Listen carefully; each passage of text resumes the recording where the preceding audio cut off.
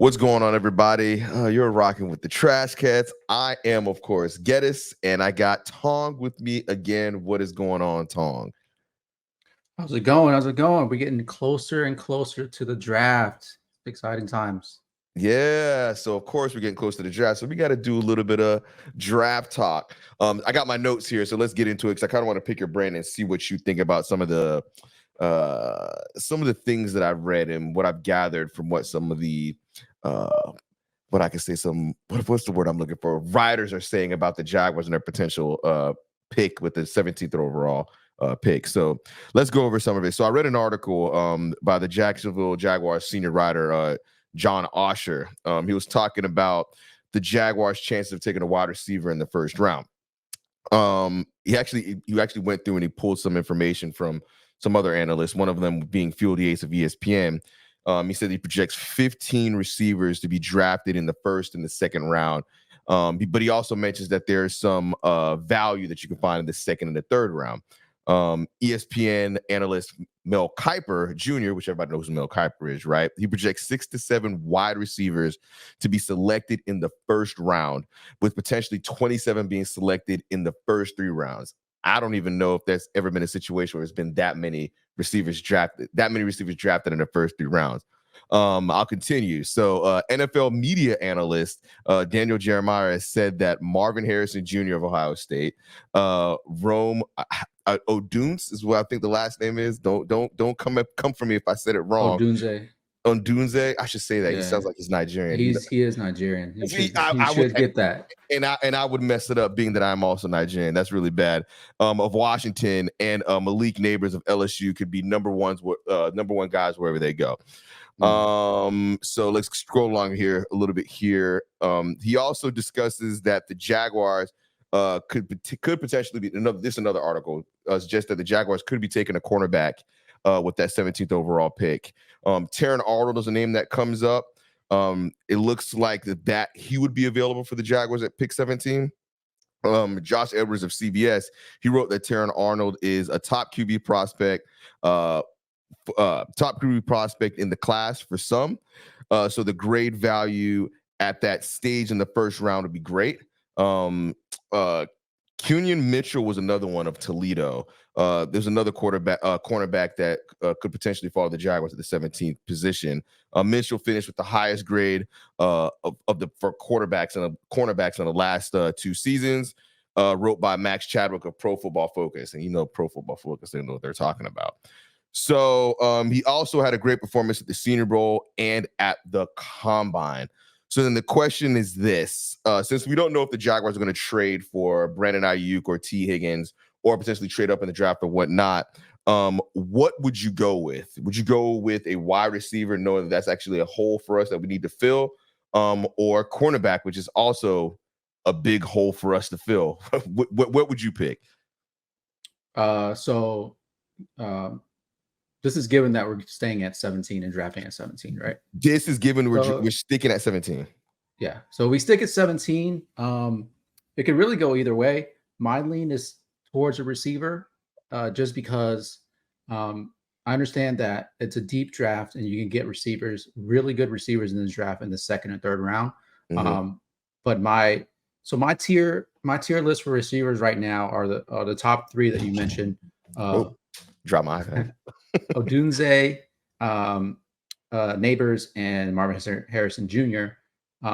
But they'll be all gone, in my opinion, by the time we draft. But there's a 4th guy that I really, really like. I feel like he has a number 1 receiver ability straight out of college, and he can impact the team right away. And that is the second LSU receiver. And my mind's going blank. I forget his name right now. You got your computer, look it up. Because while you look that up, there's somebody else that I wanted to mention. One of the articles that I read was saying that Xavier Brian Thomas Jr. Okay, Brian Thomas. Okay, cool. Yeah. Because there were some that were projecting that Xavier Worthy would be available for us at the 17th pick as well, too. Sure. Yeah, I think Xavier Worthy is a good prospect as well. But to me, Brian Thomas Jr., it's just his combination of size and speed is just it separates him from all the other receivers in this draft class. It's funny because that we're connected to Brandon Ayuk, in the trade rumors, and Brian Thomas is really similar to Brandon Ayuk in he's at elite size with elite speed. His route running isn't as good as Brandon Ayuk, but he can definitely beat guys off the line. And I think the only thing that he doesn't compare to Neighbors is is a lot more explosive, and Neighbors can take that slant, and go 60, 70 yards and outrun everybody. But I love Brian Thomas Jr. And if he's there at 17, it will be really hard to pass up. And another reason I would go wide receiver is that the cornerbacks in this class, I feel like all of them have flaws outside of Quinyon Mitchell, and I feel like Quinyon Mitchell might be gone by the time we pick. Really, even though he played at Toledo. Yeah, I have a feeling he might go in the top 10. Okay. Just because he has that, again, that combination of size and speed that it's very rare, and teams love that potential. He's big. He ran a 4.33 in the combine. And the other guys that are good players, but they all have flaws. Like Kool-Aid McKinstry is another guy we're linked to, but he had a fracture in his foot.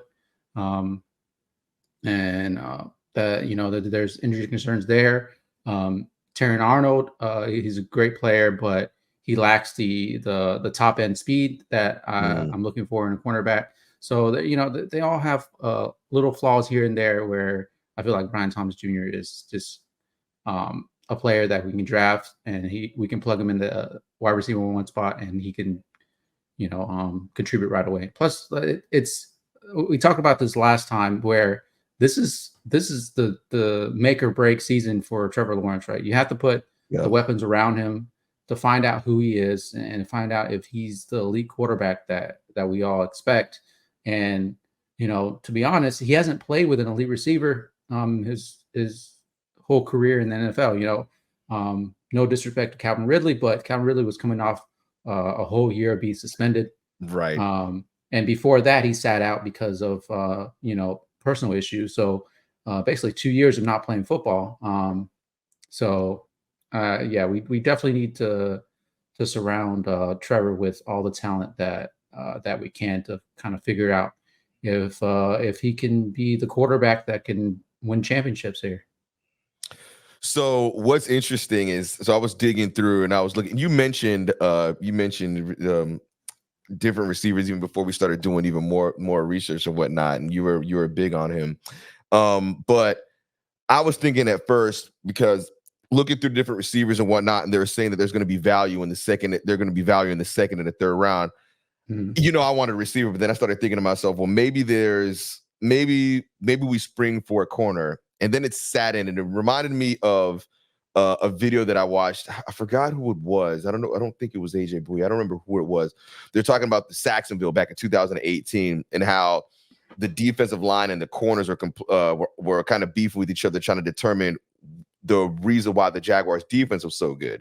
And if you have a good front line, your secondary doesn't have to be as good as you think it needs to be, because they're going to be putting pressure on. So that's why I'm like, okay, you know what? We can push that. We can push cornerback to the later rounds. And not only that, we still have Tyson, and he needs the opportunity to kind of prove himself. So I also would go wide receiver. I was digging into Xavier Worthy a little bit, and he looks, when you look at his frame, he doesn't look very big, but I'm like, this seems like a guy that you could plug him in and he could really do damage here in Jacksonville. So I agree with you. Put the talent around Trevor, because we're coming up on his option and we need to know if he's the guy. We need him to be the guy. So why don't we make sure that we put all the talent around him to ensure that he succeeds, so we know that he is it and we can move forward? Because if we go into this next season and they don't put the right receiver there, the right number one there, we're still not going to know who he is. And at that point, do you give him, I don't know, a 5-year deal, or do you give him a Daniel Jones type deal where you can get out of it after 2 years? And I don't think I don't think the fan base would like that. I don't think Trevor Lawrence would go for that. So it does make sense that we would get a wide receiver first. So I'm with you on that. Yeah. And I don't think I would be too upset that we picked a cornerback, because there are other receivers that I think could be potential number one receivers. But if there's a guy like I really think the top four guys in any other draft, they would be the top receivers. Wow. They would be the top receiver. I think this the receiver class is that good. And if there's somebody that has that elite potential, like staring you in the face at 17, I don't see how you can pass that up. So we're going wide receiver then. Yeah, I hope so, man. I hope so. I would love to see Trevor with an elite receiver that can, get open and catch the deep balls. Because I mean, we were especially in the red zone, right? Like we were very. I mean, you saw the montage of the red zone drops and the missed throws from last year, interceptions, everything. Yeah, so I think that number one guy. If Trevor Lawrence can get that one guy that if he's in trouble, he can just truck the ball to. Yeah, I think that would make a huge difference in the offense. A huge difference. So please let us do that. That would be a wonderful thing. So awesome. I think that's all. I think that's all we got for receivers today. So we'll leave it at that. If you made it this far, go ahead and like, subscribe, follow, all that good stuff, and let us know what you think. Do you think the Jaguars should go with the corner? Do you think the Jaguars should go with receiver? I meant to ask you, Tongs. I did want to say, what do you think, Trent? I know what you would do. I know what I would do. What do you think Trent Baalke's doing? That's a good question. I think he knows that when you really need a receiver, and I think he's going receiver. I really think so. Yeah, I really think so. They missed on Ridley because of the Josh Allen situation. They didn't have him signed yet, so they couldn't offer him a huge contract. But they really wanted Ridley back, and now that they missed on him, I know that they're looking for somebody who can fill that number one spot. That's why we're linked to Brandon Ayuk in the first place. So yeah, I really think he's going to go receiver. Do you think it's more likely that we make a trade for a number one that's already in the league, or do you think they draft one?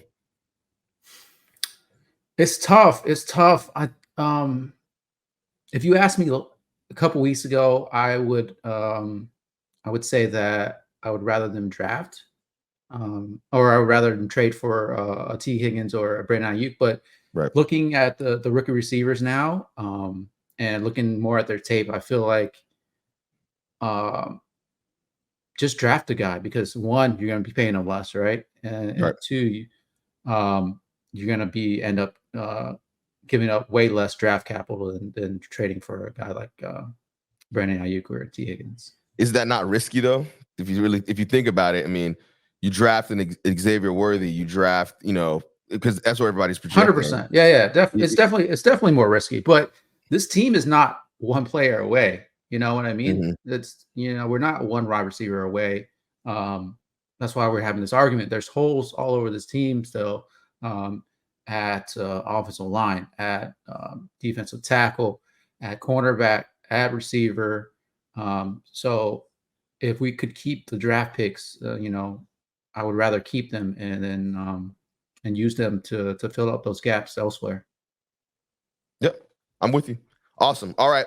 Well, everybody that's watching, we appreciate you rocking with the Trash Cast. Like I said before, go ahead, hit the like button if you like what you're watching, and hit the subscribe button and check us out, because we're going to have more stuff that we're going to talk about. Tong mentioned some of the holes. He mentioned the offensive line. We may talk a little bit about that in our next video, so stay tuned for that. Appreciate y'all. Peace.